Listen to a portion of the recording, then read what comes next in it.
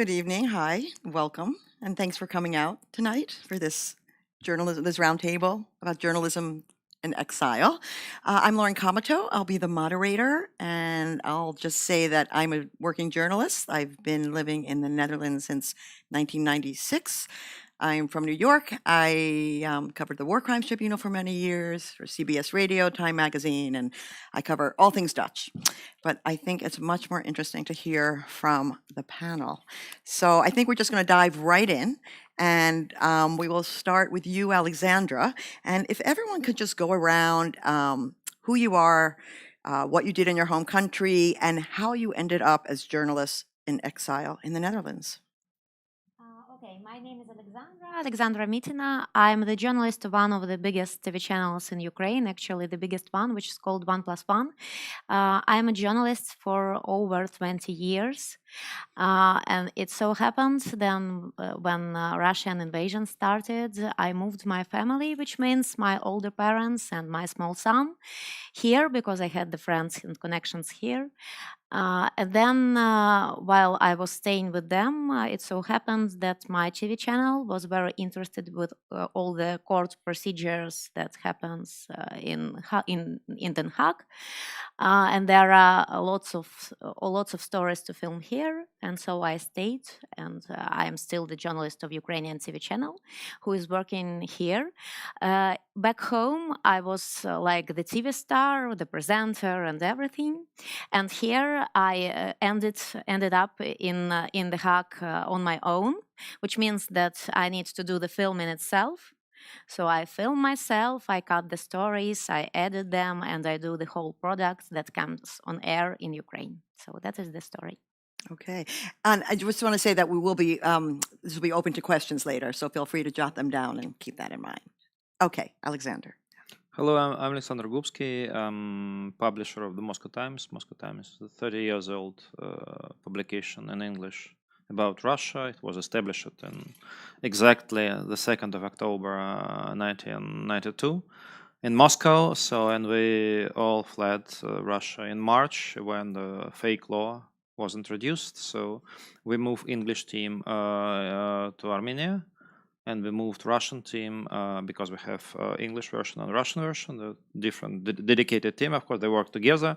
But so 98% of our readers in English, they live outside Russia, and more than 80% of our readers, they lived in Russia. And we have, for example, around 8% of our readers in Ukraine. So because people also read us, so we are independent. We cover so all issues. So we are here for 6 months, and so of course, definitely it's a lot of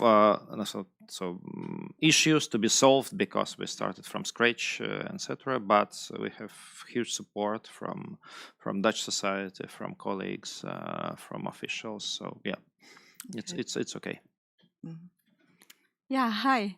My name is Meiskat. I'm a Syrian journalist. I'm based in the Netherlands for 10 years now. I'm I'm an investigative journalist, and I'm doing cross-border stories between the Middle East, North Africa, and Europe. I'm also the Middle East editor for the Environmental Investigative Forum. When I came to the Netherlands, I co-founded a Syrian organization called Radio Rosanna, and in a few years it became one of the biggest independent media in Syria. And then, lately, like a year ago, I decided to go freelance and stop doing management and doing my passion, the real deep journalism again. And I'm just doing that for now, and I'm publishing with the different European media, including the Guardian and BBC, and also working with the Lighthouse Reports, my colleague Halima from. Yeah. Great. Okay, Halima. Hi everyone, my name is Halima Salat Bare. I like to add that because which is a strange thing sometimes. It's like in from my country, I always have like the third name, and in Dutch society, it's always like the first name and the achternaam.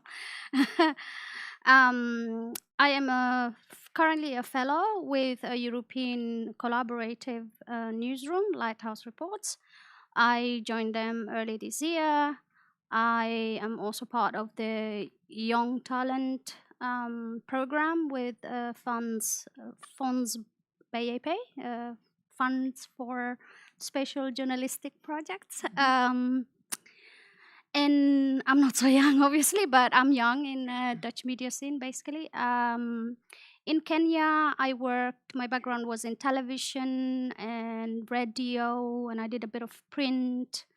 I'm currently now more leaning towards deeper investigative pieces, and my work has appeared in Trouw, Groene Amsterdam, and in Europe, in the Spiegel, Radio France, The Independent. Yeah, because Lighthouse, that's how Lighthouse works, and we publish with media partners in Europe.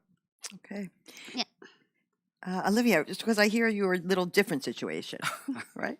Okay, yeah. My situation is a bit different in the sense that I became journalist in exile. So, which is, I think, a different story. I left my country. I was born in Rwanda. I lived in Rwanda until 1994.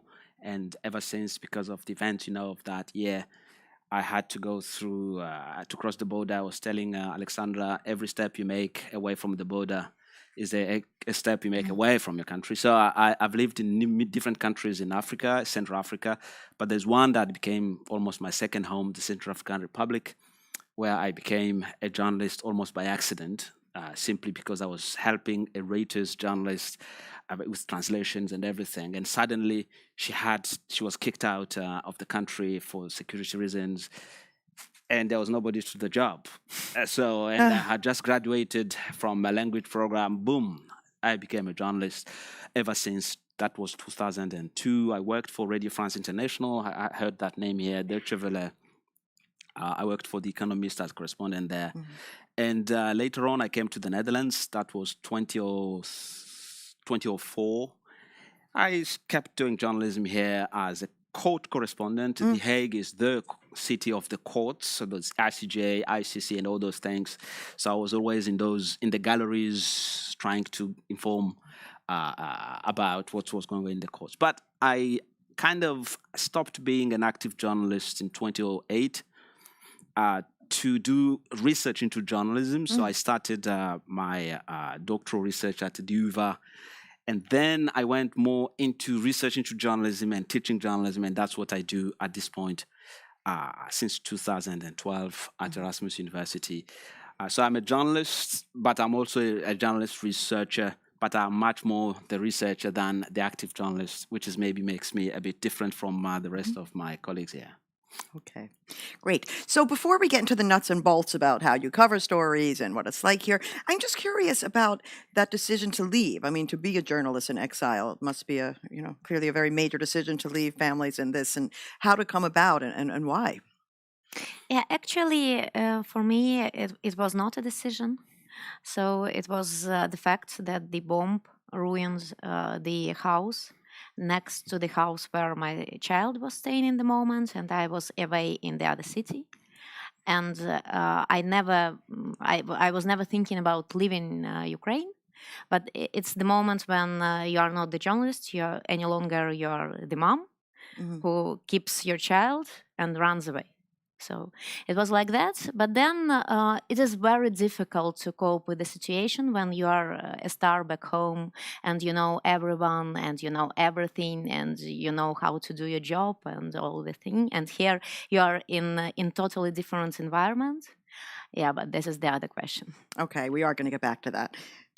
Do you want to answer that? Yeah, so for me it was not also a question and a choice because with my background, the choice was either I go to a prison or either I leave with all my team.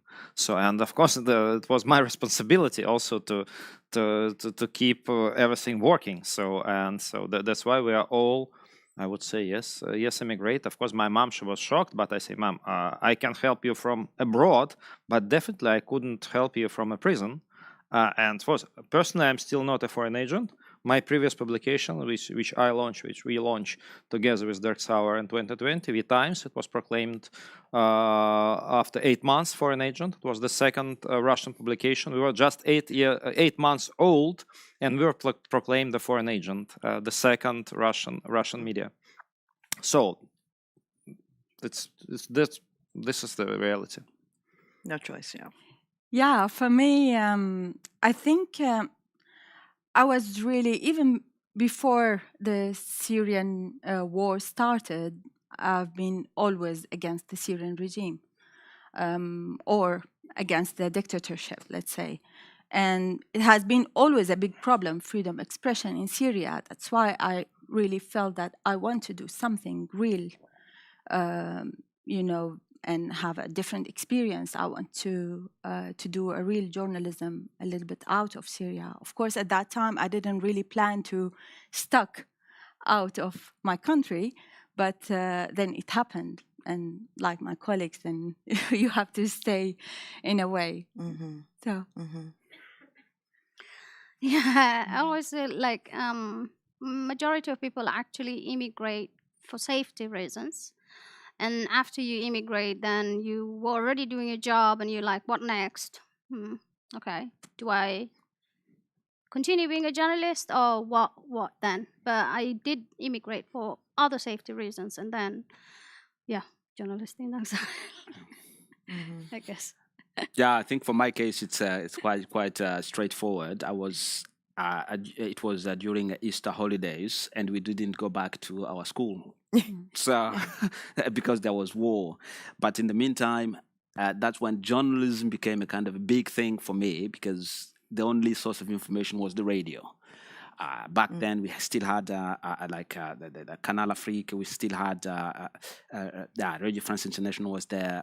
Radio Nederland was still there in French.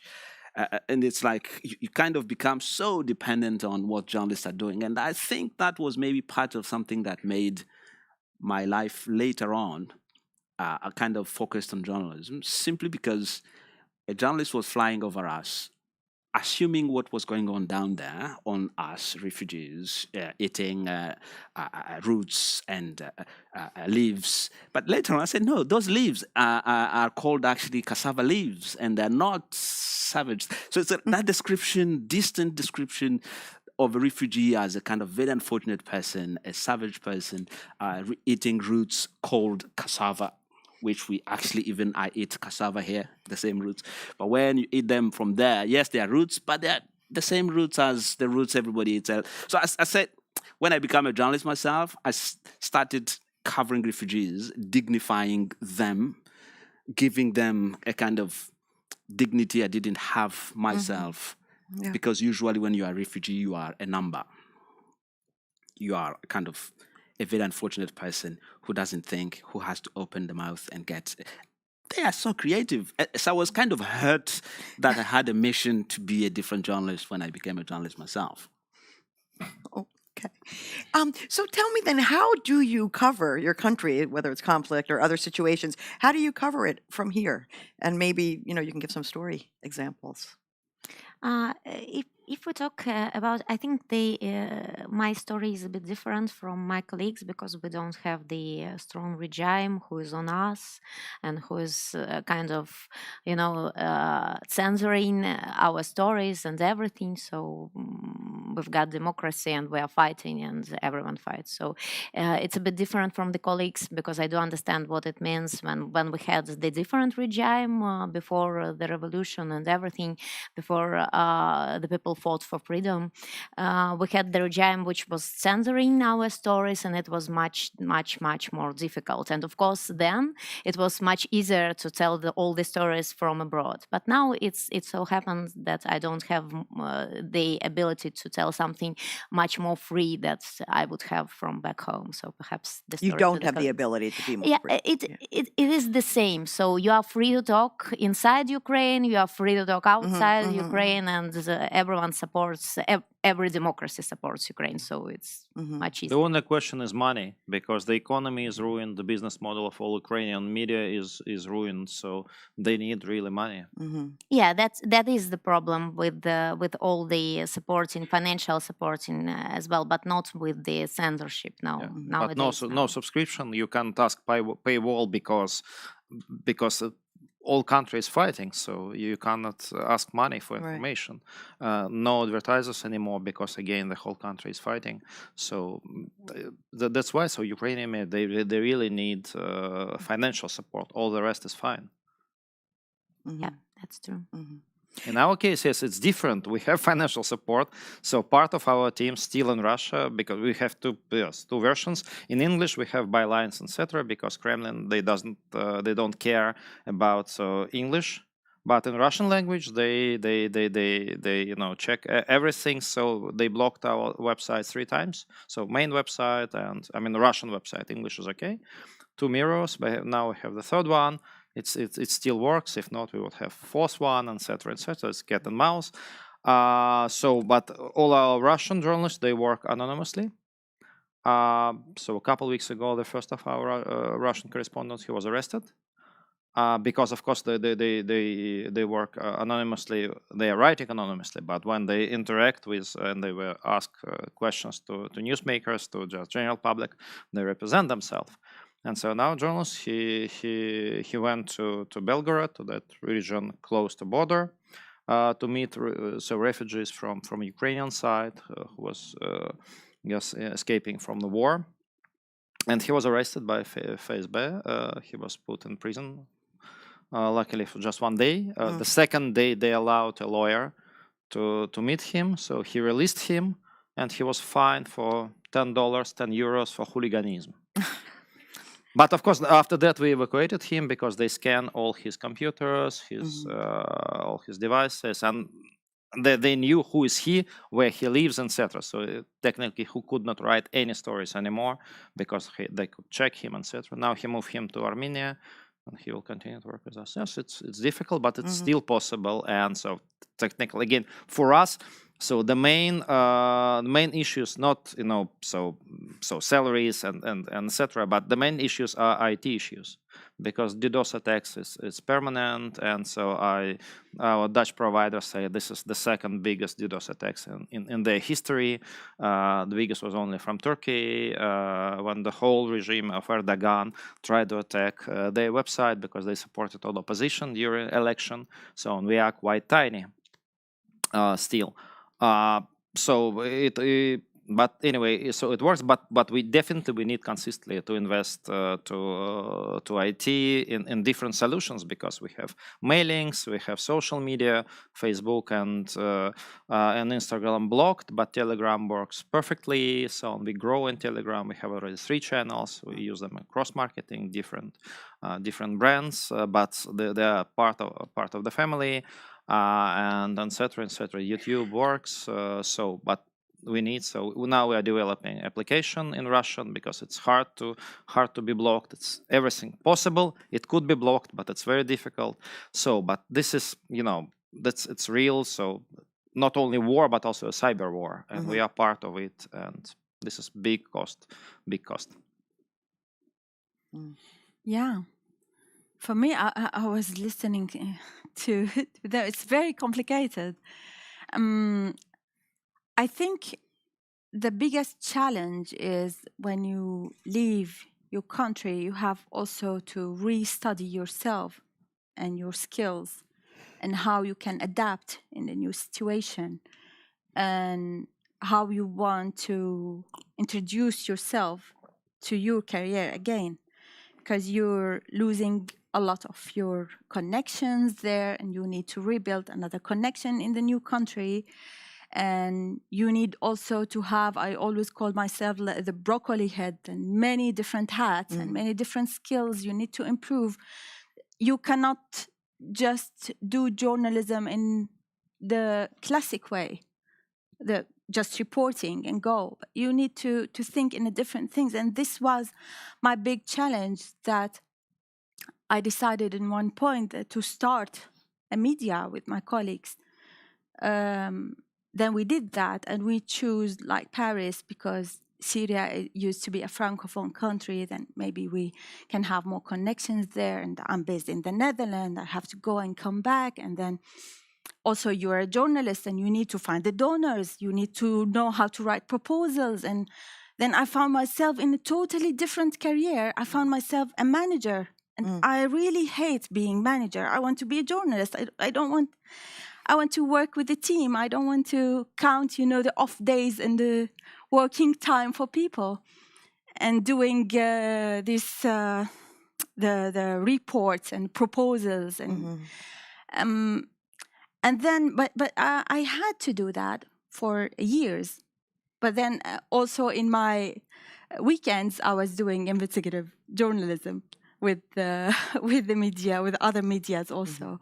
So then, of course, technically, you need also to keep the connection with the community, with you people, with the sources, and you need also to develop, especially in the war, you need to develop your skills of checking facts from a distance and getting more sources in your homeland. And I had also to develop in my brain the way of or the concept of cross-border stories, and to find always to change the angle from having a local story to more international or European perspective story. Yeah, I want to get back to the cross-border story too, yeah. but did you want to say anything about that? About how you cover your home country? It's different. Like I can see that there's so many different experiences being shared here, and it's obviously very different from the Russian situation, and obviously very different from the Ukrainian situation, Syrian situation. But I would, maybe the only thing I'll add is like self-censorship is there, because press freedom is still a negotiation. There is always, especially depending on the subject, obviously, but certain subjects like corruption and things like that are always going to have heavier reactions. So while in a sense it is freeing to cover it from a distance, but it's also, there's certain things you won't be able to dig from a distance. So I'm still negotiating that area. I haven't landed it very well yet. Yeah, as far as I'm concerned, I have like two ways of following or covering my country without doing traditional journalism.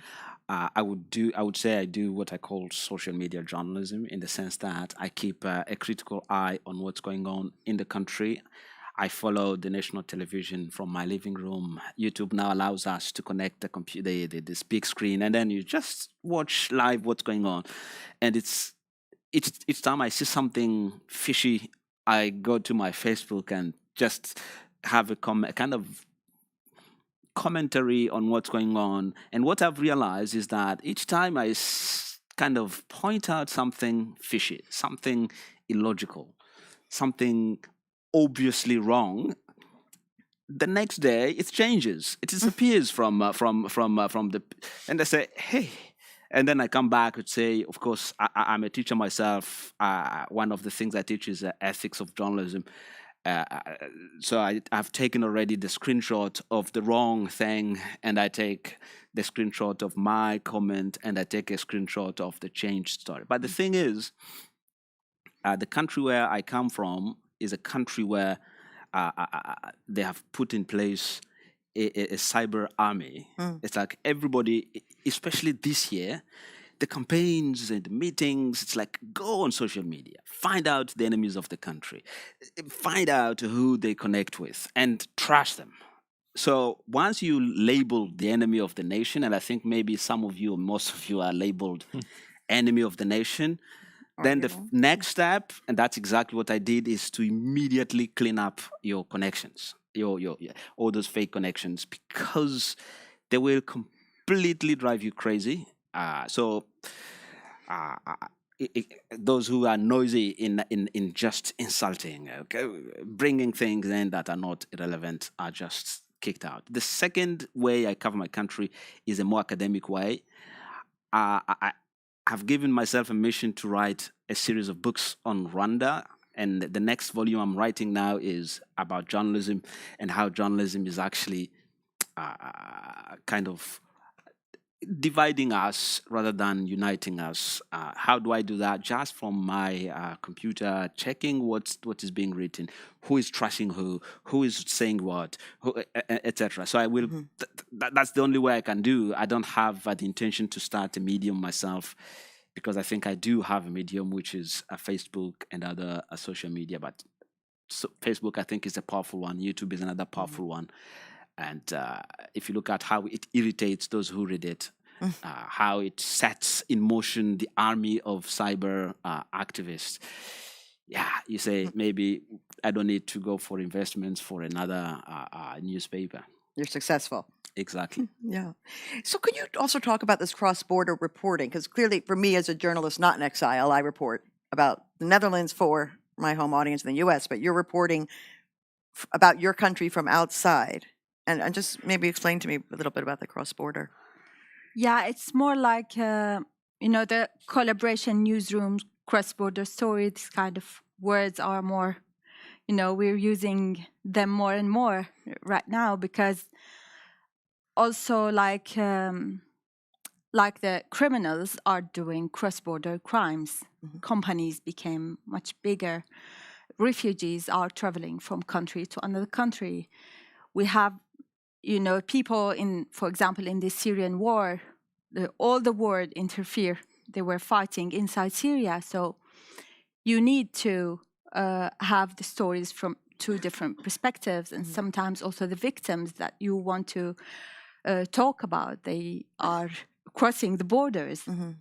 And that's why we need, in the old-fashioned journalism, we used to travel and go and come back. But now we need more than that. We need the local people who are working there, and probably sometimes the local people who are living here, and different kind of expertise and different kind of also languages and access to different communities. That's why we do the collaboration newsroom, which is the Lighthouse reports are the experts, I think, in. Yeah. Maybe I'll just add that what cross-border basically opens up is also bringing all these multidisciplinary either languages or skills, and for example, you can have a team that's made of a data analyst person, a person who does geolocation and that kind of stuff, the actual reporter, person who's very good, who's got sources, and what that normally brings is very impactful kind of investigations in which now, like for example, I'll just give an example. I won't get into too much detail, but my team was already working on an investigation that was touching on my country. And there were certain nuances and context that I was able to provide to the team. You could be specific. Yeah, You want I to. mean, it was mostly about Kenya was just going through elections right now.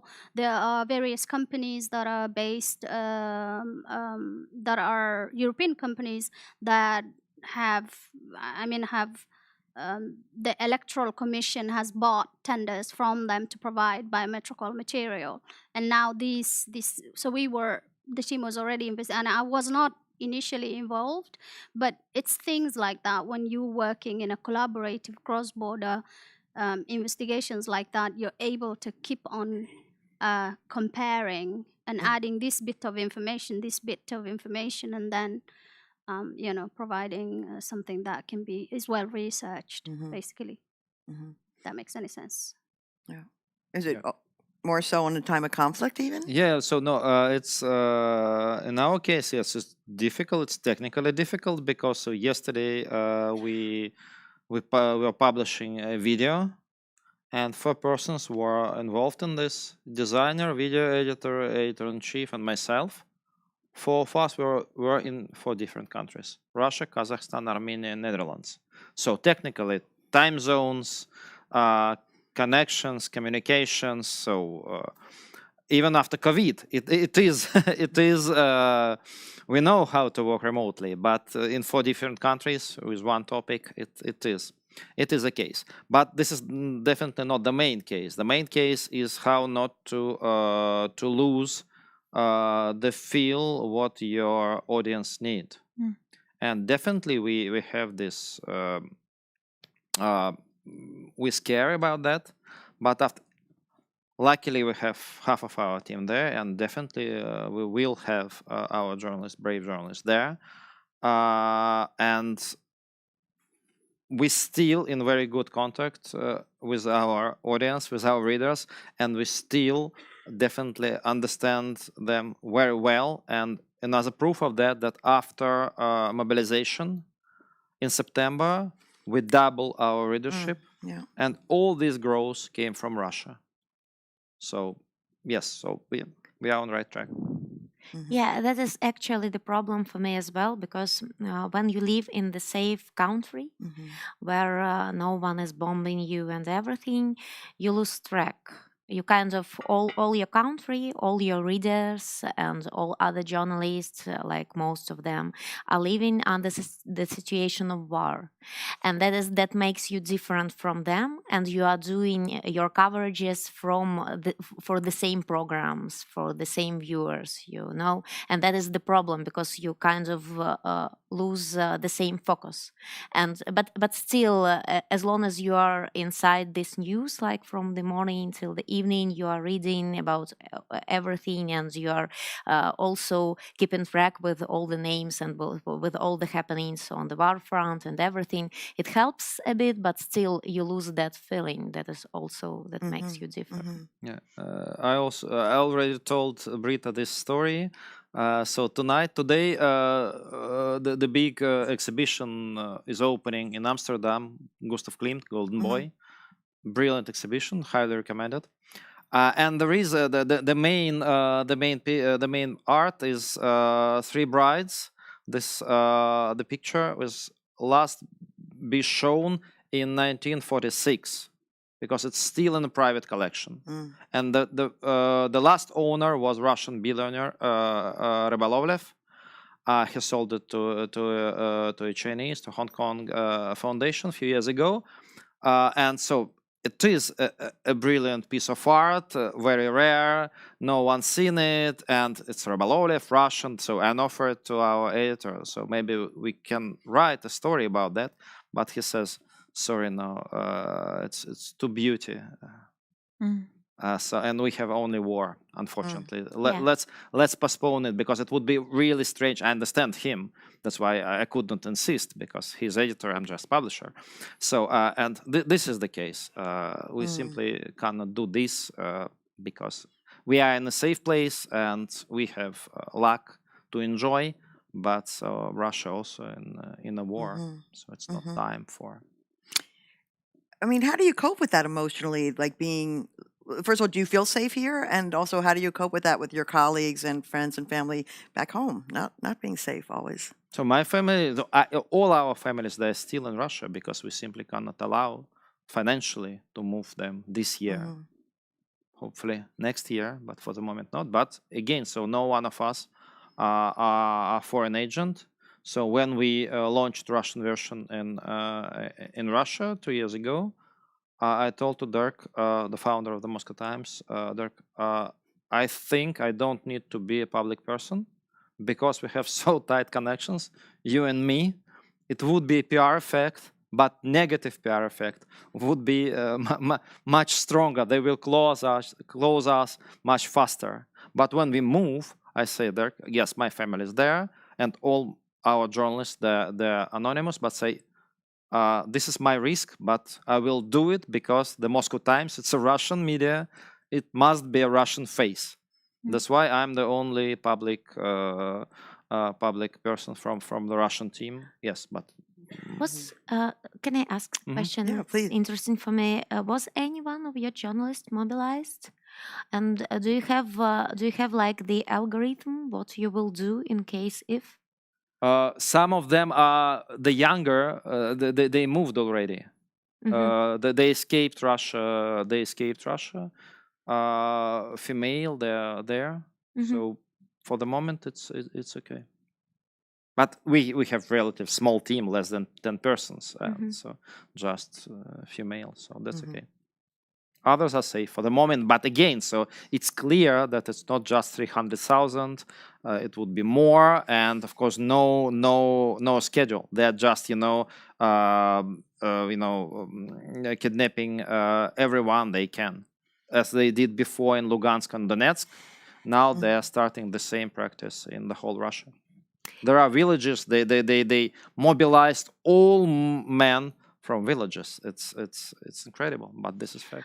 I was under the situation, which was one of the most horrible situations for me during that awful war, when my closest friend, she's our war correspondent, one of the main war correspondents we have, and she's working in the war front since 2014, since actual Russian invasion, which no one already in the civilized world, most of the civilized world, do not remember that it actually happened in 2014.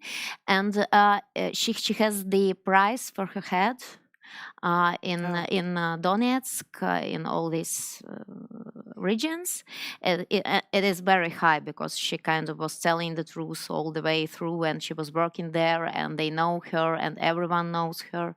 And when Russians came closer to Kiev, and she was staying in Kiev, it was like, and the address of my TV channel is known, like, by everyone where it is situated, and she was staying there, and I was kind of like, I couldn't sleep at all, so I was checking where when they entered the Abalon, which is one of the regions in Kiev, the closest one to Podol, where the TV channel is situated, and it was like keeping in touch, because I was very frightened that they will get near, and it is really awful when the ones that you love are in danger. It is, I think, it is even more awful than being there with them, because when you are there, you understand that you keep them in touch, Yeah, it is difficult.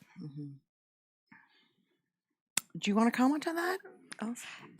Yeah, I think especially when you are in a war situation, I had this feeling, and I think also many other Syrian colleagues, they had the same, that you need to prove to yourself that you're also doing enough. Oh. So you end up working a lot. And in one point, I became a real workaholic, working really a lot. But that's because you want to prove to yourself and feel that you're, feel less guilty. Yeah, that you're a survivor's survivor. guilt, it sounds like, Yes. right? Yes. Yeah. So, yeah. Yeah, I was gonna say the survivor's guilt is something that, I mean, it shows up a whole lot more the more you feel like, maybe especially when you keep in touch with colleagues, and they tell you stuff that's happening currently, and maybe they made a really impactful report, and then that has negatively impacted their life, and you feel like you're not even a journalist. What are you doing? You're sitting in Amsterdam. It's like, so you do feel that survival's guilt. It's there. I won't deny it. Yeah, my experience is a bit different. When I was an active journalist in the Central African Republic, there were a lot of wars. There are still wars today. The time I was there were like 6 wars that I reported back then. I was a humanitarian reporter, but I could have called myself a war reporter. But guess what? Actually, it was a good thing to be a refugee reporter back then, because the politicians, the elites, the military elite, the political elite is so tribalized that by the time the local journalist calls the commander-in-chief and pronounces their name, they know to which ethnic group they belong, and they know whether they're enemies or friends. So what happened is that I ended up being one of the few journalists who could get the authentic information? Who was even called by the commander-in-chief who's at war to give me the scoop and get... And then I would write my story in English. It goes to my editors who were abroad. It's published in English, and then the local journalist will translate it back into French. So I remember an incident in which I was almost caught up, and I was maybe I was going to run away to exile, from exile to exile. The commander-in-chief back then told me that Sudan was still one country, not divided. So the Sudanese soldiers were entering into the Central African Republic, and that the Central African Republic soldiers were fighting them back. So I called the embassy of Sudan in the country. They gave me their side of the information. This is a tribal zone. People cross and come back. You don't know whether they are Sudanese or not. So I reported exactly, including the codes from both sides. But in the day after the publication of the story and the translation and the inclusion into the local newspapers, it always went to Nairobi first for my editors, went to the internet, and then came back in French, poorly translated in French, by the way. And then the ambassador met the commander-in-chief. The ambassador was so angry, the Sudanese ambassador. How dare you accuse Sudan of attacking the Central African Republic? Embarrassed, the commander-in-chief denied. He never talked to me. And it was back then when we were speaking with the Nokia phones. You just have, there's no way you can record. You're just holding it like this to write down the notes. The only proof I had I spoke to that person was my notes. So the commander-in-chief called me that day to say I should actually pay attention, should be careful, because from now on he won't be speaking to me. Understand, actually you screwed up. If the highest military authority tells you that, actually you'd better pack your bag and run away, because he's giving the green light to check what's going on. I don't know whether I should say fortunately or unfortunately, he was poisoned 8 days later. So he died of a heart attack because he was the cousin of the Labour leader. So who became president later on. So anyway, that's how pleasant it was to be a refugee journalist in exile and to have all those favors that local journalists didn't have, which is kind of awkward, but it worked perfectly. Yeah, this is very important. Please. That also, you mentioned that also at the beginning of the war in Syria, we were very few Syrian journalists not undercover, because even Syrian journalists, even in outside Syria, they were always undercover. It's like just like Russia. It's really dangerous for many people. Course. So and then also they were always, the Syrian regime, claiming that these people are, there's no opposition, there's no independent journalism, and these are all fake news. And then when you come out with your real name and your real CV and history, and you show that you are a real person telling stories, then they feel so afraid from you. So this is very important, and I think people like us can do that more than our colleagues inside. Do you feel safe here, or do you worry? Either do you feel safe online? Do you get threats? I mean, you can use your name and. I never went undercover, never. Yeah, but it depends. Some of my colleagues, they feel afraid, some not. It depends on your personality, on also the level of if you have relatives or not. It depends on your personal situation, I think. I mean, you were talking about like sustained cyber attacks. So that's a different situation as well. Because personally, I normally say, online trolls are there always, but I don't pay attention to them, and mostly because Dave Chappelle said Twitter is not a real place, which I like. So yeah, I don't think I would pay attention to empty words online. Yeah. But sometimes these are not empty words, because if someone high up in the government, in the Senate, in the government mentions your name in a public Platform, yeah. Yeah, it's like sometimes people call me from Kigali. Olivia, you'd better switch on the radio. They're talking about you here. Mm. And yet I'm not an active journalist. I'm not investigating anybody. I'm just kind of critical about what the journalists are doing there, what the politicians are doing there. The latest was a senator who was asking a minister, look, minister, we know we listen to people here and we know what they're talking about on Twitter and everything, and they're brought to court. And actually, their WhatsApp messages are played, the audios are played in court. Why don't we do the same in Europe? Why don't we negotiate with the KPNs and all those people? Say, hey, my gosh, I say, please, can you should I take the YouTube thing, put it into my Facebook? So this minister is this senator is openly saying to the minister, why don't we go to Europe and ask all these phone providers to come after people like me, like others, and check and then the next day, what I hear is just that I'm an enemy of the nation.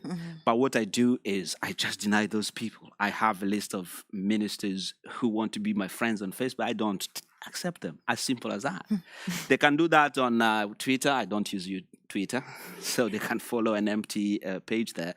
But on Facebook, what I do is I immediately take screenshots of them. Hey, so-and-so wants to be a friend. I say, before deleting, accepting, rejecting, I just take that screenshot to show that people high up in the government, the same people who are just labeling me the enemy of the nation. Yeah. Imagine if I were doing what you're doing, actively writing about your countries, then maybe I wouldn't spend another year on this earth. But I just have to ask you, how many friends do you have on Facebook? Many of them, a lot of my students are there. Okay. But yeah, it's cleaned up. It's safe. Yeah. So what about self-censorship? How big a role is that? Being a journalist in exile, do you find yourself self-censoring a lot? On social media. I mean, if a publication has gone out and then you're reposting it on social media, that's something different than putting the progress of whatever, obviously, so in that sense you could say you practice some bit of self-censorship, but mostly because you're like, okay, if this subject, I'm writing about this subject, I know that it's gonna piss off some, I don't know, president's friend of the president or whatever. You don't you leave it to because where I work right now, let me just maybe give it context. It's European media partners, so it's not landing on for my country. For my country, yes, but not landing there. So in a sense, I would say it's different. My situation is kind of different in that sense, if that makes any sense. Anyone else? No, in our case, of course, it's not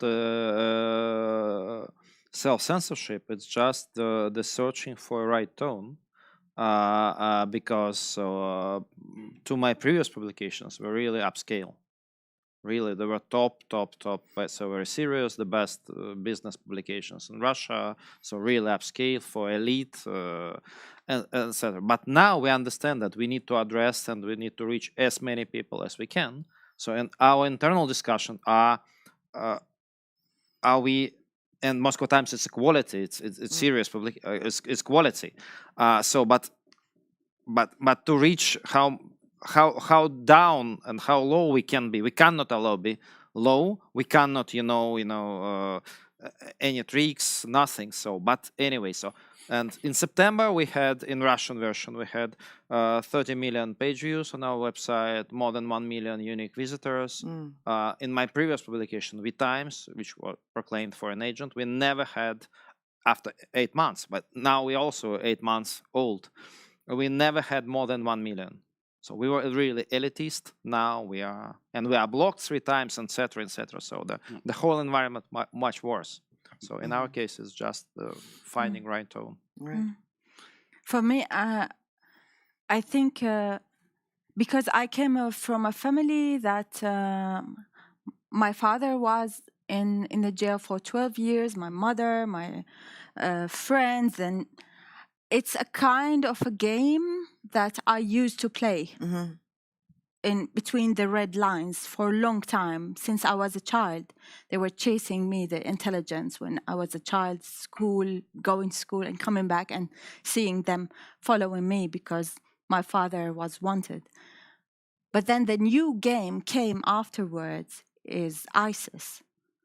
Then those people I'm not used to their techniques or their ways. And so I have to be honest, and this is the first time I really think about it, but I really remember that I was more afraid. Mm-hmm. Not because ISIS is more dangerous than the Syrian regime. I really believe that it can be the same, but because it was a new game for me. Yeah. That I don't really know the codes and the red lines that I have to pass or not. So I was doing a kind of censorship on myself, Yeah. and I have to admit that I made some stories that I published only in English, not in Arabic, about Syria. Yeah. Yeah, but I think censorship is not necessarily a bad thing if it's Yeah. sound censorship, because refugee journalists have like multiple facets of their lives. They're not just journalists. They are fathers, they're mothers. They have this process of getting some papers. They know there's a government here that works with another government there. They know that when the two government discusses, they can take decisions that affect normal people like themselves. So it's human. kind of check what's going on. And I can assure it's not my case because I was never writing about Rwanda as a journalist, but I know many of my colleagues who think twice because they know there is a powerful government down there that can contact END here very quickly, and the situation just escalates, and you become a victim of your own courage, your own bravery, because you don't. Maybe I wouldn't really blame anybody practicing some form of censorship until they get some safety in terms of their papers, their stay, etc. Right. I actually am curious though. What was the story you published only in English? I did two stories. One about in 2018 about a secret camp for ISIS former fighters in the north of Syria.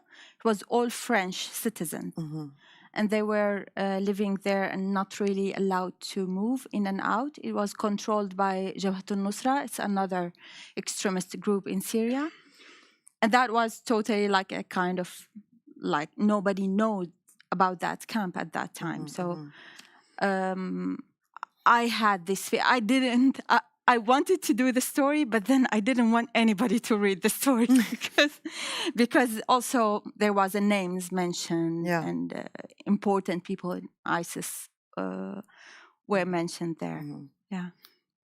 Do you want to say anything about this? You were talking about the self-censorship on social media, not in the publications. We don't have that stuff pretty much today. But I noticed that I stopped writing on the social media about any private stuff being here, because it doesn't matter any longer for someone who is reading it over there. So the thing that you took your child to the park or something like that, which is okay when you see it from the people who live under the bomb attacks, but which you don't feel okay to share as long as you stay safe. Yeah, and that is the same, which is the survival's gift stuff, which makes you kind of trying to work 24/7 and everything. And you mentioned in the very beginning that when you moved here, you had to give up your contacts, your life, your way of working. What are some of the difficulties you faced? Actually, being somewhere very new, though I've been to Netherlands 3 times before, which was for reporting MH17 catastrophe and everything. I was filming here. I had the connections, I had friends and everything. So I didn't come to the very new country. But still, in those positions, when you are alone and you don't have producers to make all the calls and everything, you don't have the cameraman to shoot you. You need to put all these by yourself. It's pretty much new role, and you need to accept this new role and being what you've called the broccoli head and everything. So you need to do this all at once, which is not you've been prepared to. Yeah, but still, it's the ability to face something new and to find something new inside yourself, and that's cool. Anyone else want to talk about the difficulties of picking up and working as a journalist in the Netherlands? No, everything perfect. So, I'm a journalist since 15. So if I had the same conditions in Russia, wow. Because because so every year, so the condition. No, I started in Soviet Union. I remember that censorship. Then I remember beautiful. As Putin said, how said it? Bad 90s. For journalism, it was excellent years. We launched freely one of the first internet media in Russia in '93. Then we launched. Then I joined the Moscow Times, etc., etc. And we built the globally unique media, because Vedomosti was the joint venture with Financial Times and Wall Street Journal. It's a real joint venture. So two main rivals came to another country and build a joint venture, like Coca-Cola and Pepsi-Cola. Can you imagine? They come somewhere to build a new cola. FT Wall Street did. And for 15 years, that was a huge, it was not only popular, but also hugely profitable business. We returned them maybe 10 times or maybe 20 times the investment. We were really here. But then every next year was worse and worse and worse and worse and worse. And so we wrote a lot of stories that Russian businessmen, they spend 80% of your time not to develop business, but to protect business. And when I became a publisher, I realized this is true. 80%. You cannot imagine that you think only about risks, not about possibilities, not how to grow, but how to protect what you already grow. So, and here, of course, no, there are another issues, but it's okay. I think maybe I have to mention that, half of the population in Syria is out of Syria now. And many journalists. There's almost, especially in the areas controlled by the Syrian opposition, there's almost no professional journalists over there. The thing that's very important to mention that it's like you need really to be very strong to survive outside. I have many bright colleagues that they are doing nothing. They live on a social benefits around Europe, Turkey, Jordan, Lebanon, and in the Netherlands also. That's because you need to be extremely strong to keep going. Sometimes I feel when I have these challenges, because I want to do it. Then I feel I'm full of adrenaline, because I feel that I'm fighting. Not fighting in a negative way, because I always try to be positive, but this amount of power that I have, I cannot really feel that everybody can also have. It's very heavy. It's very tough. Yeah. So I can imagine that also I have other colleagues that maybe they cannot handle that. They have also other, personal challenges, financial challenges, many different things. And also, it's a big problem that in Syria, the Syrian regime really did their best not to make us an English speakers. So very few Syrian journalists can speak proper English. Is that more since the war, or it's always been? No, like it that? was always there. So you don't speak English, you don't speak French, you cannot go and work outside. This is what they do. So because also language is a key. As a Dutch people, you graduate, knowing 4, 5, 6 sometimes languages. But we, the dictator, always want you to only to be inside. This also, I think, happened in Russia. Yeah. I think I'm gonna as well add, because the difficulties of, by the way, when I saw that question, I told myself, and I said it in my heart, that that was the most important question to be discussed in this panel. Because if we're really honest, if you're, I would say I'd count myself as those irritating, persistent, loud person who kept knocking doors, but it still took me 5 years to pick up my career here. Mhm. And in that sense, it's almost, I don't think it would be wrong to say Dutch media isn't really interested in what kind of different perspectives can be brought in. I mean,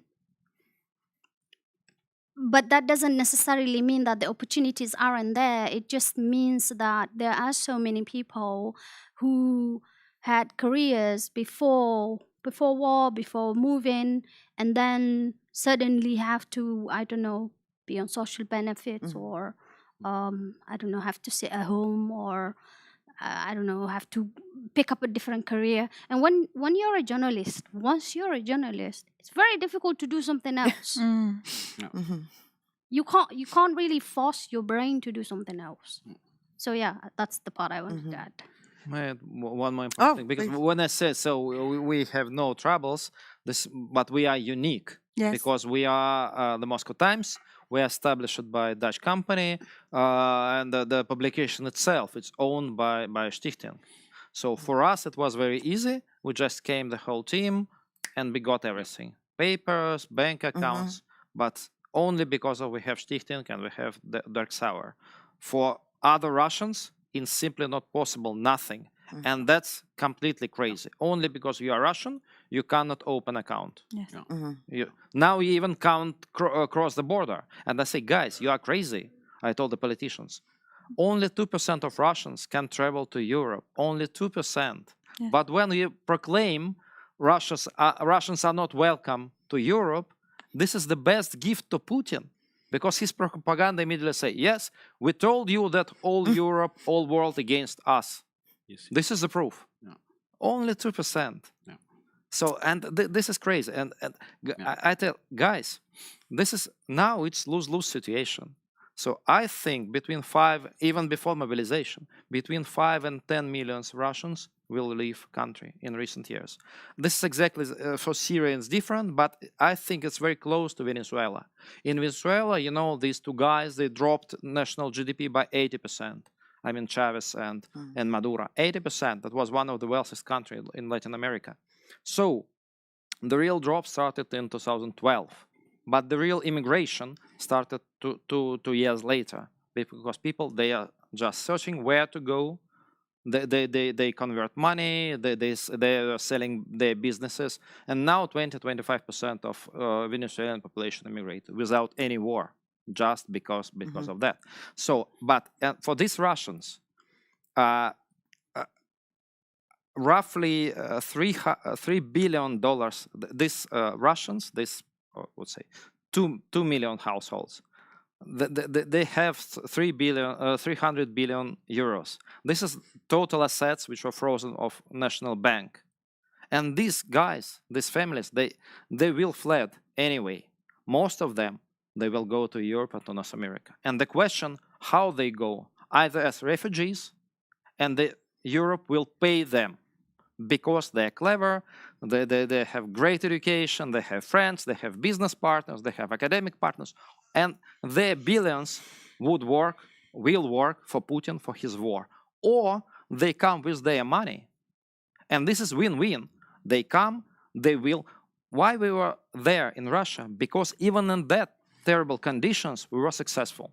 We were patriots. We say, this is our country. We are fighting about, we're explaining what's wrong. We were running businesses, etc., etc. Even in that terrible conditions. Now, a war, of course, we have no choice. We have to flee. But either we'll flee with our money or without. This is clear, but only because you are Russian, you can't open bank account. But all procedures exist. Just apply. You prove that you never work for national TV, you never work for Putin's administration. That's okay. You can prove all your accounts. It's okay. Yeah. Who is losing? Did you want to answer? Yeah, something? yeah. I Yes. wanted to answer the question about how difficult it was to pick up doing Yeah. journalism here. I completely share your point of view when you said that when you come here as a refugee, the first impression you get is that the Dutch media sector is not interested in people who don't speak the language. So that already closes almost all the doors. To you can't have a contract. It's especially myself when I came here. It was 2 years after 9/11. And you know the financial crisis within journalism had started. They had started just reducing the newsrooms. The business model didn't work anymore, so it was not the time to knock at the door of any newspaper or any radio to call for a job, especially when you don't even speak any word of Dutch. So what I did was simply to stick to my previous employers, tell them, hey, I'm now here. So I used to be the Central African correspondent. They all upgraded me to the Western Europe correspondent. It's a big title, but actually it's empty because it came down to covering the 3 courts that were here and how many times they meet, how many times they have good news. So you realize you can't actually survive as a journalist here. And the first opportunity for me to go back to school, I didn't choose a school of journalism because I knew already what was at the end. I had a discussion with Alexandra at the beginning saying, you're happy to have that background in journalism, but if you have a chance to pursue any education here, maybe it's not a good idea to go to pigeonhole yourself into journalism because you have it already in your blood, you have it already as a second nature. Maybe open up your mind to other things. That's what I did. And that opened a lot of opportunities without having to lose your journalism background at all. So it was a tough one to realize how downgraded you become. Yeah. Just Yep. But which specialization did you took? sorry. Which specialization did you take? I went into media studies, Media studies. which is much broader than just journalism, and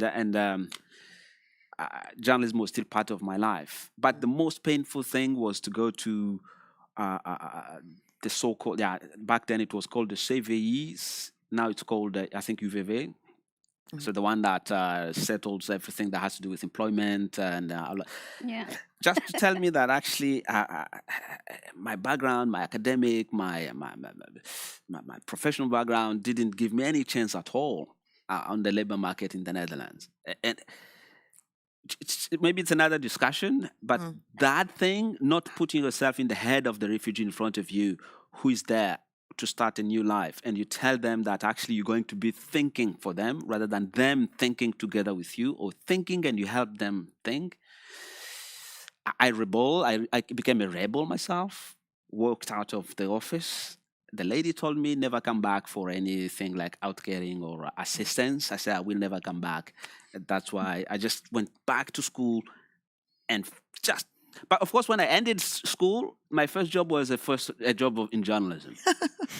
Because they needed someone who spoke French and English, my 2 languages, and who understood Africa. I had been in 6, 7 African countries. So I became the editor-in-chief of africanews.com. Not the current africanews.com, which is like France 24 or Euro News. But the first, they bought that URL from us and they took it. But I was doing that, and I was very happy to be a graduate from media studies rather than from journalism studies, because I didn't lose anything of what I had learned before. No, but I think what is also coming out clearly is you almost have to be extraordinarily, how do I put this? You have to be an extraordinarily persistent person to be able, because I know also people who were journalists before they moved. I know Afghans who were journalists before they moved. I know Syrians who were journalists before they moved. And what sort of starts coming out, and I remember, was it last year, I raised this question in a conference that it was also happening here, where there's a British journalist who was working in certain In the Netherlands. yeah, Mhm. and obviously doesn't speak Dutch as well. And so I was like, why wouldn't language not be an issue? Because in a collaborative environment, though, you would have so many different people that can transcend language, I would always say. Because the actual writing obviously needs to be done by somebody with a native of that language. Like I can write in Swahili anytime.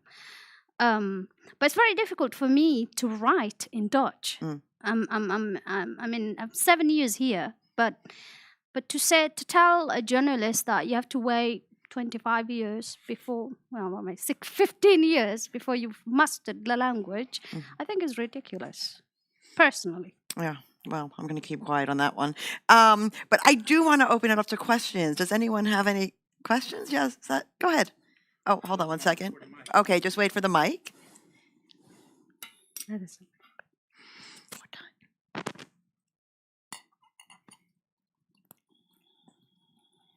Thank you very much. Do you hear me? Yes. Yeah. Okay, my name is Helmut Hetzel. I'm foreign correspondent and a colleague of you. I listened very carefully, and you just touched one of the major issues, language. So our power as journalists is language. And it's, of course, the native language you are born in, you are grown up with. And if you are in exile, you have to report maybe in different languages. Number one is about the language. So how do you deal with the language challenge? Question number one. Question number two is because everybody has to eat, to drink, has to have a house, has to live, and to have some financial means. We all, as journalists, have to sell our stories, our reports, and earn money. Okay? How do you, as journalists, as my colleagues in a foreign country, survive financially? Okay, thanks. Question. Anyone? Yeah, I would take maybe the first one, Okay. which is easier. The language, maybe I was a kind of, personally, I come from a language tradition. High school was the languages, university was languages. So when I realized how important Dutch was to almost everything, not just a job, not just doing journalism here, I spent like the first 3-4 months teaching myself before going into the, and then even with that knowledge, they used to call it NT2 level, like 3 or 4, the one that allowed you to go to university. Even that language, you're still told you're not qualified because of language issues. So language became like you have to speak the native language. Nobody will have to check your language. You have to stand on your own. So then I gave up. I said, look, I can maybe build on the languages I have here. If I have a French, English, or Swahili news-speaking or news outlet, then I jump in there. But even in that case, how many people are looking for stories in Swahili from the Netherlands here? I was checking with the Voice of America. They have an English one. BBC, they have one, but they're never interested in everything that's happening here. So you have to wait 3-4 months to get maybe €200. Yeah, you can't survive with that. So language is a big thing, but the Dutch language being what it is, you can't really master it to the point where you write a kind of story without any mistake. Maybe you need a kind of 15-20 years for that. Yeah. I also had the same story with the language. I got my B2, which is normally a good. The first 2 years, I was very, very busy with the language, and then I said, "Okay, this is not useful. I cannot.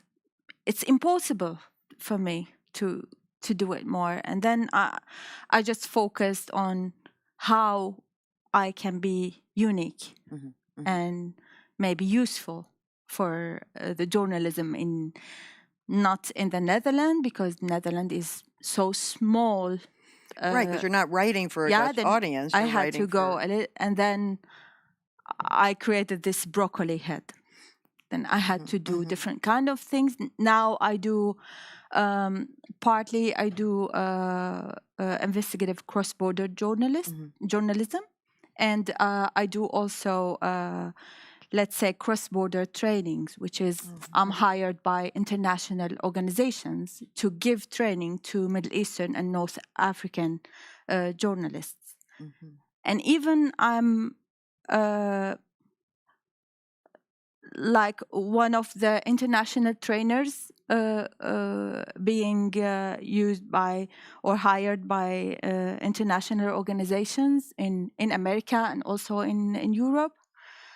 And I really work a lot, but I still get, I think, half of the salary of the people, even less in my expertise in the Netherlands. But that's okay, because for me, I have to accept that this is not my country. This is not the place that I have my full opportunity in. I have also other things positive in my career, so at least I'm free to do whatever I want. But yeah, it's a challenge. Yeah. Yeah. Right. Wait, and you don't earn as much just because? Why don't you earn as much as? Because it's not I don't have the same opportunities that Okay, a that's local important. person can have. So it's a big challenge. Yeah. Yeah. Anyone else on the? No, in our case, so our business model is still the same. Definitely, we cannot sell. I mean, so Russian version, Russian website. Of course, we cannot sell nothing in Russia because so the borders closed and you cannot transfer money. So what we have foundations. We have some advertising, but we will grow this because the traffic is growing on our English website, and we also have donations from our readers. But again, so there's 4,000 or 5,000 people. They're almost all, not almost, they're all abroad, and they maybe 95% are foreigners, not Russians. And we do not ask Russians to donate us because of two reasons. First, so they are almost all in Russia. You cannot transfer money from, and this is not technically not possible. It's also not possible, and this is risky, because if you support this kind of publication, and then so we simply don't want to ask them, because they're already in a prison, and we are here say, guys, give us your money. No, it's dishonest. So my role is just, and definitely we need to raise more money here from foundations, because we still this year we still operate with our Moscow budget, and definitely our expense is much higher because we are here. I was asked in April by a Dutch millionaire, have never been in Russia, and he asked me during the King's Day, we were drinking, and he asked, where's your level of life or higher, here or there? I say, I'm 50 years old. I came here with 50 kilos of stuff. This is what I have. But then, so you can say, I lost everything, yes. Or you just say, I'm just in the new beautiful life. This is completely new period of my life. And this is the only way how you can survive. I even didn't bring a key from my Moscow apartment. Now I have 2 keys from my Dutch apartment, for Amsterdam apartment, and also from the house of my friend in Paris. So it's life is nice. Yeah. If you see it on right angle. Yeah. Yeah. Other questions? Yes. There comes the mic. Thank you. Good evening, everybody. And first of all, you're all very brave for being here tonight. My name is Jan Henop. I'm a correspondent for Agence France Presse. First of all, I'd just like to make a comment about the Moscow Times to Alexander, and thanking for using our bylines properly. Thank you. We appreciate it, and I think I speak for all my colleagues who have stories in your publication. It's one of the few publications that you really accredit wire journalists properly. You often see that our stories get stolen without any accreditation, but thank you for that. My question is for Olivia. Olivia, in the last week, we've had a very high-profile Rwandan genocidaire or a funder of the Rwandan genocide in court, Félicien Kabuga. And my question is perhaps you were already alluding to this, talking about how you are being declared an enemy of the state, and how not only perhaps the Rwandan government, but also perhaps in other places like Russia, journalists are being targeted and called enemies of the state. And it almost feels to me like we've seen this before. If you look at Félicien Kabuga, one of the reasons why he's here is, of course, because of a radio television Libre de Milcolin, who started basically the whole process of the Rwandan genocide. But my question is, what lesson can we learn from what happened there and apply it to today, especially in terms of Russia? Sorry, can I just finish?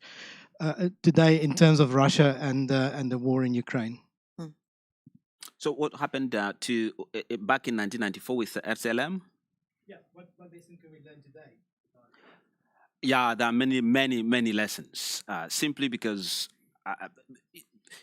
one of the most misunderstood things is the RTLM story. Because the RTLM that we read about in academia, in news media, for which Kabuga is being tried for, and others, is the RTLM from let's say February, March, April 1994. But April from August 1993 was the most normal radio, where it was a business. It was where the best place to be, the best place to put your advertisement, because Radio Rwanda, the national one, had become kind of an empty thing where all these political parties go and there's no story, there's nothing. It's so neutral, so dull. So RTLM became the new thing. So that's actually the business the Kabugas and others funded. But what happened in 1994 then, in January, I have all the recordings of RTLM from January, February. You just see the temperature go up. And then in April, it reached simply, it was no longer journalism. And I don't think Kabuga could have done anything at all, starting from the beginning of April. Nobody could have done anything at that point. So judging him for RTLM, I think is not maybe the big thing here, because founding RTLM was one thing, starting a business that just went completely wrong at some point. It's like, let's say, to compare it to today, I used to be a Russia Today. It's part of my research. For instance, I published an article on Russia Today. If you look at Russia Today covering Syria, it's a totally different Russia Today covering the Ukrainian war. You see the type of journalism that's going on there completely take a different turn. So someone who would have invested in Russia Today when it started in the 10 years ago or so, holding that person responsible for what Russia Today is propagating today would actually be kind of, but once again, this is slippery terrain. By the time you start saying that man founded a business and not a killing machine, you're going into comments such as, oh, he's defending a genocide, or that's exactly what I hate on Facebook and other places. An opinion is never nuanced. You are with me, you hate that man, or you're not with, there's no way to get a nuance there. And maybe the best way is just to apply this self-censorship and to never give an opinion on that topic. But I've done it already. So, Can I just ask you how much time we have? I'm sorry, I don't have a watch. Is it like 10 minutes? 10 minutes. Okay, so another question. Is that Janet back there? Anderson? Okay. Oh, sorry. Hi, my name is Rob Hartgers. I'm a project leader for RFG Magazine. We are an organization that supports refugee journalists in the Netherlands and works with refugee journalists. I heard several of the people on the panel, Halima and Mays and Olivier as well, say how difficult it is to enter journalism in the Netherlands as an exiled journalist. And I think that's a very common experience among exile journalists. So I wonder if any of you has any advice for Dutch media organizations, what concrete steps they can take to offer more opportunities for journalists in exile. Thank you. I wanted to ask that. Okay. I can I'll- give the shortest answer ever. Broadcast in English. Sorry. Yeah, but that's the joke. But the language issue, as all of us had spoken about, is pretty big. So you can't, as long as you can't write in Dutch or you can't broadcast in Dutch, the doors are closed. And even all the job opportunities which are published on the job resources, they are written in Dutch, and it means that they need the person who speaks Dutch, even for editing, even for drawing, even for everything, for shooting. I mean, there are several approaches, and I've been thinking about this quite a bit myself, and which can work. I mean, it's not in every situation that would work. Is domains, specialities.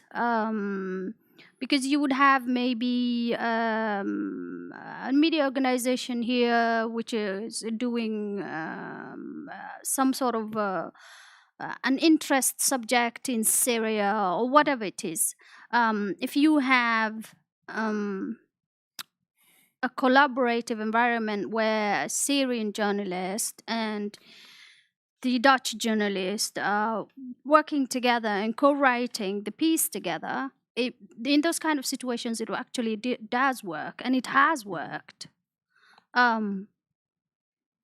So that's one approach. But in a sense, yes, it's true to say that you can't, like a person like myself cannot just yank myself in a television newsroom in the Netherlands and expect to do something. It's different. So I think it can work in a collaborative environment, but not, but again, perspectives are different, and so you may never know what kind of added value that person that you're collaborating with can bring into your story and into your, I hope that answers parts of that, of your question. There was a question back here in the pink. Sure.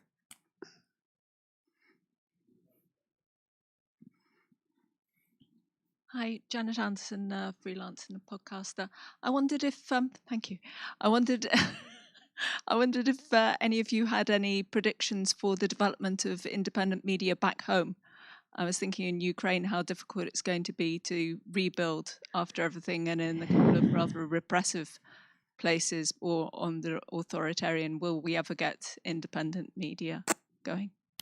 Yeah, there are lots of independent media in Ukraine, but they are not currently broadcasting through the United Air Marathon, which exists in Ukraine. So the situation in Ukraine is pretty unique now. When the Russian invasion, the full Russian invasion started, the media didn't have resource to report all the news on the separate TV channels. And what the producers decided to do, they decided to make the United Marathon, where the media divide hours. So we're talking only about TV, about broadcasting TV, not about the newspapers, which still exist, not about the YouTube television, not about like everything, just the broadcasting TV. And they united the hours between the different TV channels. And the system works like for half a year already, a bit longer. So the pluses are that you can produce the great content, because you don't have to produce it like all through the day. You have your 5 or 4 hours where you can make something much better than if you needed to do it all through the day. But there are minuses, and we already see them, because it isn't about making something better, or making something to be the first one to tell your viewers about something, because everyone will hear about everything from the other sources as well during the other hours of the other TV channel. And that is the problem, because the people, they get used to it, and we're much back in our developments as the independent media sources. And it doesn't exist like this nowadays, because we don't have such censorship as we used to have 10 years ago, 15 years ago. I know what I'm talking about, so I worked then. We don't have that kind of censorship. The only censorship we have is connected not to give the Russians away the information. So we're having that kind of censorship, not to film something in the war front that can be used against our guys who are fighting for Ukrainian freedom. So that kind of censorship we have, but it's normal and it's good that we have that kind of censorship. But when Ukraine will win, and I'm sure that Ukraine will win, we don't have other opportunity. The democratic world will stop existing if Ukraine falls, I think. But still, when Ukraine win, we will have the situation when government has the place it controls. And it controls all the broadcast media nowadays, the broadcasting TV. And we are not sure that the government we will have then, when the war stops and everything, will not get it abused. So that is the problem. Nowadays, everything is okay. We are free to tell anything we want to tell to the TV viewers, as long as it's not the war information which Russians can use against us. But when the war stops, we will have the different problems. Now everyone fights and everyone is united, but we still have corruption and we still have all the issues that will be back on us when the war stops. And that is, I think, the problem with the Ukrainian TV, and it's pretty huge. Yes. Oh dear, sorry. Paul Xera, I'm with the Dutch Association of Journalists. I have a question about the visibility of refugee journalists. You correctly said that there's much to be won by Dutch media organizations if they, well, basically ask you guys to help them gaining other perspectives on certain news or background features concerning your home country, for example. But how can we make sure that Dutch media organizations know about your existence? Is there, for example, a role for you or your organization or other organizations to establish a sort of a platform or whatever where Dutch editors, Dutch journalists can look whether they can find somebody when they're going to do a piece on Syria, a really in-depth piece? So they can contact you. Is that an idea, or do you say, well, forget about it? It's totally. Yeah, I think I mentioned that to you before the panel. Then it's. I think for me, it's when I start working with the Lighthouse Reports in 2017. It was very interesting that I met them in Belgium, not in the Netherlands. I met one of their editors there, and then I started working with them, and I published through them with Trouw, which was impossible for me to reach. No. But that's because they want diversity within their team, and they need that, and they really achieved a big. And I also I made like the most impactful stories through them, with them. No.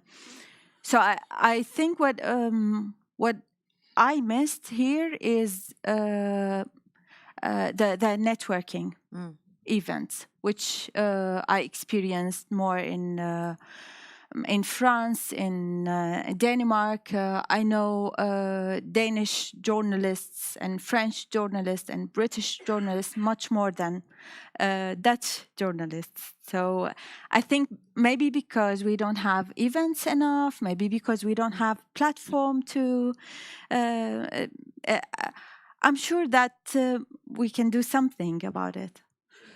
Two things: platform would be nice. Yeah. And please get invitations to networking. Yes, yes.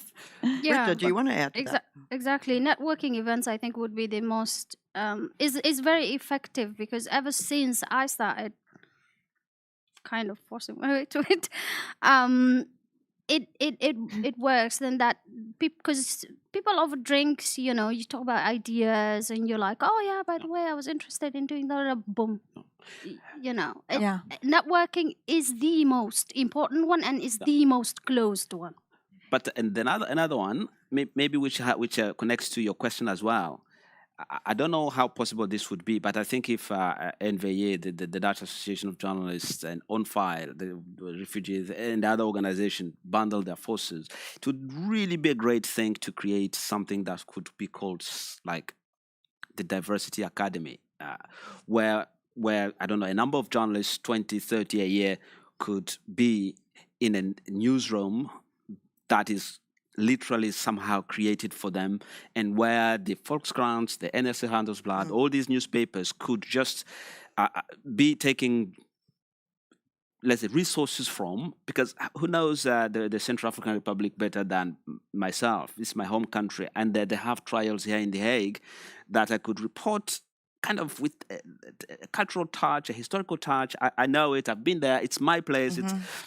And then that system would have a buddy, a Dutch buddy. Each journalist is kind of having a buddy that is accompanying them. Then the language issue is taken away. The issue of self-confidence is taken away. And actually the winner here are the Dutch media here. The winners are the Dutch media that gets a diverse perspective. And the other winner is people like myself 20 years ago who could have put all my energy into that. And then the language actually issue would have been solved right away. That's exactly. Basically how we work, what we do. So we match refugee journalists or journalists with a refugee background to a Dutch colleague in a buddy system, and together they work on publication. So that's what we've been doing, and we try to roll that out on a bigger scale. Can you say your name again, your organization again, so in case people? Yeah, my name is Rob Hartgers, and the organization is called RFG Magazine, so Refugee Magazine, without vowels. Okay, I think we have to leave it there. But in closing, I just thought, you know, since we started this whole thing, what about? Do we have? Yeah, sorry. About why being a journalist in exile. I'm just wondering, do you? Maybe very quickly in a line, like, do you see yourself going home? Like, is this a forever job, or is your goal to put yourself out of business and return home one day? I'm not sure. You know, like 2 months ago, I would have answered definitely going back home. Now I'm not sure. So it's the longer you stay, the more opportunities you see. The situation gets worse and everything. So it's. No, the second, we are the Moscow Times. The question when we can return, definitely not in recent years. Yeah. Yeah, for me, to Syria, it's impossible for me to go, but I would definitely, I want to be in the Middle East more. Maybe on and off, let's say. This is my plan. Yeah. Okay. I don't know really. I mean, if I'm really honest, technically, it's impossible. It's not advisable. But yeah, I mean, it'd be nice to go for visits and stuff like that. But yeah, he is home now, apparently. Yeah. Yeah, for me, it's of course I want to go home, and I will take the first opportunity to go. But the political situation is so complicated that it would be close to suicide to just jump in there. And if I go, even I'm not going to be a journalist there, because it's so risky to be a journalist in my home country. It's not safe at all. I wouldn't advise anybody to do that at this point, because it goes down to just accepting to face jail and maybe death. Okay. On that morbid note, we're going to leave it. Thank you. Thank you. It's so nice. Thank you. Really.